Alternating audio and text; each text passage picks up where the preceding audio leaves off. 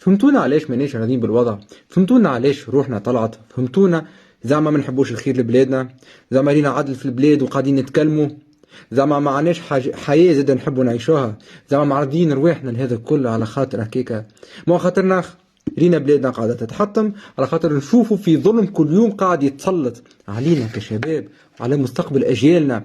ما نرضاوش ولادنا ولادنا يعيشوا في الظلم هذا. اليوم كي تشوف أنه من اللي بدا رمضان اللي أول بدينا قلنا يا رب إن شاء الله تهدي النفوس وإن شاء الله كل شيء يتبدل وإن شاء الله البلاد تتحسن، ولو ماناش راضيين على السلطة خاطر يهمنا بلادنا، ولو رأس السلطة ما عمره ما كان يمثلنا خاطرنا يهمنا بلادنا وكيفاش باش يعيش فيها مستقبلنا، خاطر اللي باش ياخذ الغلاب بنفس هذه المونتاليتي نتاع السلطة الحالية باش يزيد يدمر البلاد، خاطر الخايخ عمره ما يتنجم تبني عليه بلاد صحيحة، الخايخ يتبني عليه خايخ وبعديك يتيح على راس الناس الكل.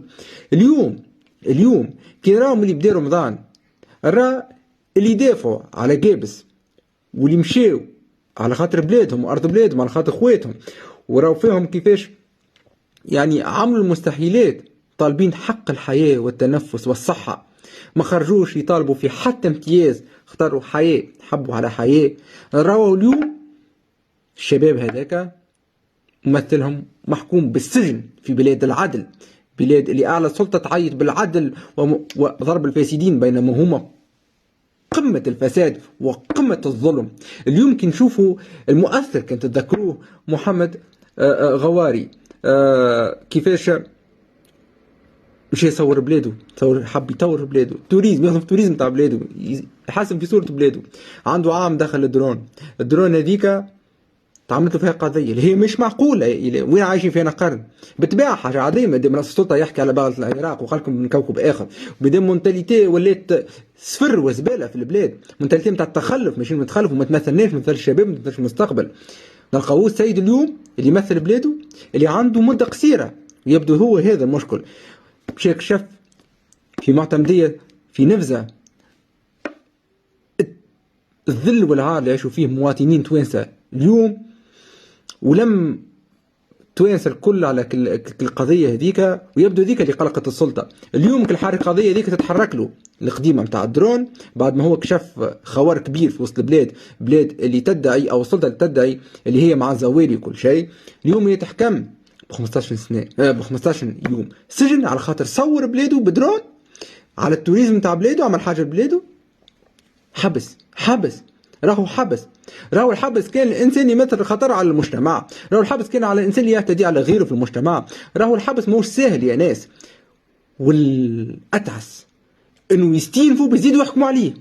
الشباب ضرب كامل لكل حاجه اسمها شباب يحب يمشي يتفرهد في استاد يتقتل، شباب يصور بلاده يحب يوري صورة بلاده يشد الحبس، شباب يعبر على رايه ويقول لك مانيش راضي بيك وحاجه ما تمثلنيش يشد الحبس، شباب يهبط الستاتيو يشد الحبس، يوصل ولده للروضه يتم اغتصابه ويحاولوا يغطيوه على المغتصب خاطر عنده علاقه بالسلطه العادله. هذا تنحكيو فيه موضوع ما نحبش نعاود نحكي فيه برشا خاطر عند القضاء وما نحبش زاد نحكي فيه برشا. يعني ما فهمتش شنو تحبوا منا؟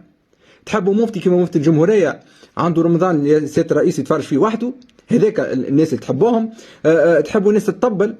تحبوا الناس تصفق؟ تحبوا الناس ما يهمناش في بلادها، يهمها اليوم كيفاش يعيشوا مع اي سلطه وتطبيل للسلطه، ومن بعد باش يدوروا عليكم نفس العباد هذوكم. بعديك تقولنا علاش قاعدين تتلموا؟ علاش قاعدين تخدموا؟ علاش قاعدين تحفروا للسلطه هذه باش تسقطوها؟ اي نعم باش نسقطوها خاطر السلطه نتاع ظلم، اي نعم باش نحطموها لان حطمت البلاد، اي نعم ماناش نسقطوا لها. والظلم مش باش يوصل، مش باش يتواصل، ماناش نرضاو الناس قاعدين في الحبوسات على رأيهم، على فكرهم السياسي، على رأيهم، على كلمة قالوها ما يمثلوش خطر على المجتمع. الحبس كان المجرم، الحبس كان اللي يدمر بلاد، الحبس كان اللي يحط ولاد بلاده في الحبس. يظل فهمتوني شنو نحب نقول، واستناونا على قريب. شباب تتذكروا موضوع الدرون اللي تفكت لي عامين التالي؟ نحب نعلمكم كل ألم، كل حسرة وكل وجيعة انه امبارح كانت عندي محكمة